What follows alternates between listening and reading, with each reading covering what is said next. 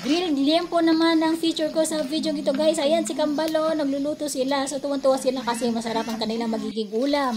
So dahil nga naubusan ako ng gas at kailangan ko magluto ng ulam, kaya ako'y napaihaw ng liempo. Ayan o, minarinate ko na muna yan guys ng mga 30 minutes para manuot yung lasa dun sa laman.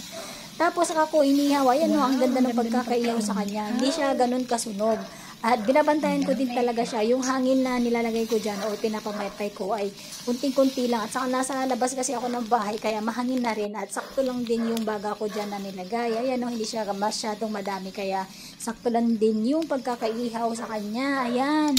So, ayan yung ulam namin yung isang gabi nang ako'y nag-ihaw dahil nga wala kaming gas. Tapos tingnan nyo guys, no, habang iniihaw ko yan, merong nanonood sa akin at takam na rin siya habang iniihaw ko yung ulam namin. Ayan, natignan nyo guys kung sino. Ayun. So, nakabantay si Spot na mga 1 metro at kalahati yung layo niya. Tinitingnan niya yung iniihaw ko kasi gusto rin niyang matikman yan. So, si Spot yung pinakamatakaw ko dun sa 4 babies out of 4. So, ayan na yung aming ulam guys. So ang sarap-sarap niyan. Mas malasa talaga kapag kainihaw siya sa uling kaysa sa land guys. Ayan o, yung nag-iihaw, yung kambal. Tuwan-tuwa sila at nag-uusap habang inihaw nila. At sabi, ang sarap daw na magiging ulam nila sa gabi. Ayan o. So nagkakasundo sila, diba? Kasi pagkain ang pinag-uusapan. So sinyasan lang sila dyan guys. Hindi sila masyadong nag-uusap kasi baka bakita ako ng kapitbahay. Isipin nila kung sino kinakausap ko.